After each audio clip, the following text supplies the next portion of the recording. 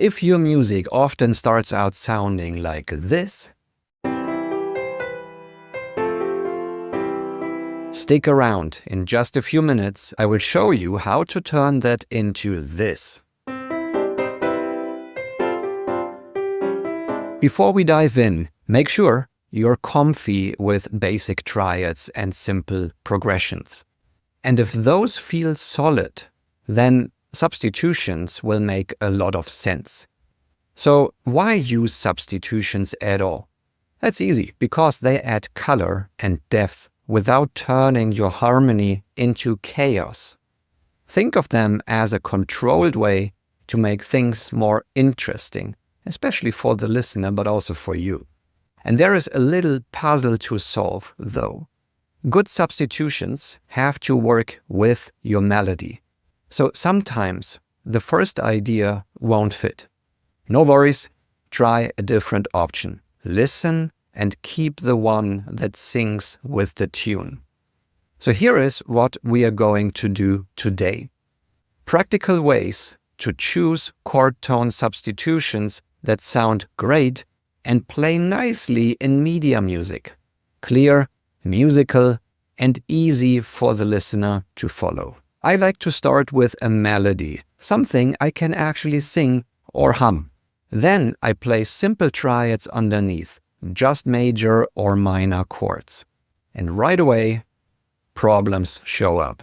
You will notice doubled notes, big gaps, or maybe even some nasty dissonances. But here's the trick. Ignore all of that for now. Just keep it simple. This is just the skeleton of our idea. The details and the complexity will come later. Think of it like a story. The first draft isn't supposed to impress anyone. It's just the first step on our path to a great adventure. Let's listen to this first draft.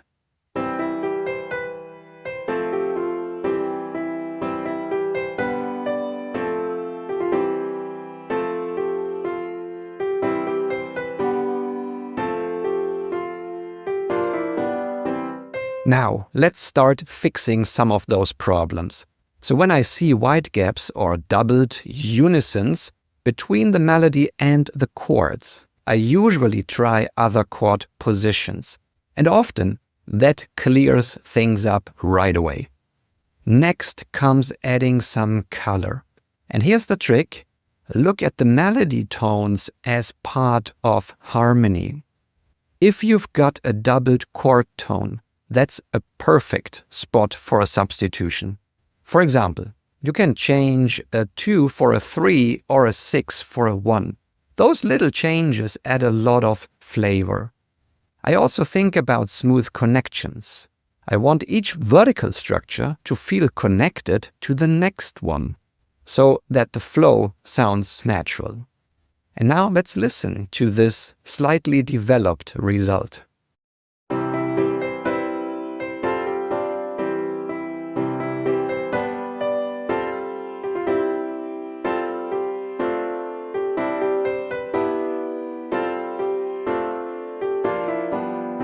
Already the sketch feels more developed, although we only did some minor adjustments. Okay, so let's develop it even more. I know you've immediately recognized the structures in blue. This is one of my most favorite interval-based composition technique. That's why I call it a spell. And I even prepared a full and free guide on how to use this particular technique. It's called scaling. And you not only get scaling as a technique, but even 5 of my most used composition techniques. So grab the 5 spells every composer needs right now. I put the link below this video. You will love it, I promise. So let's listen to this developed version.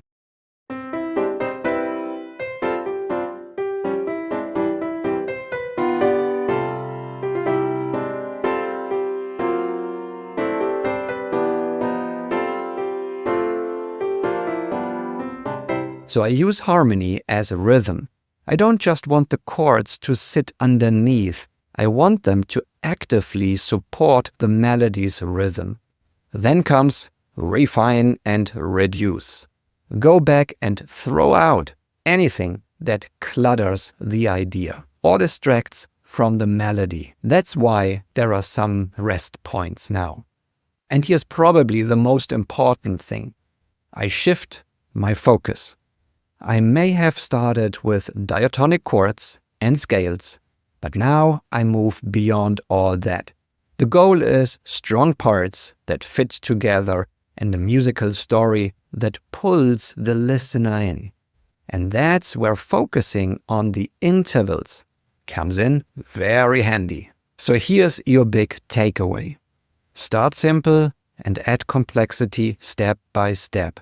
That way, your music grows naturally without getting messy. The next step from here would be the orchestration. That's where we will take this sketch and bring it to life with real colors. And if you found these techniques useful, then let me remind you quickly about the free guide, the 5 spells every composer needs. Grab it as long as it's available, your choice.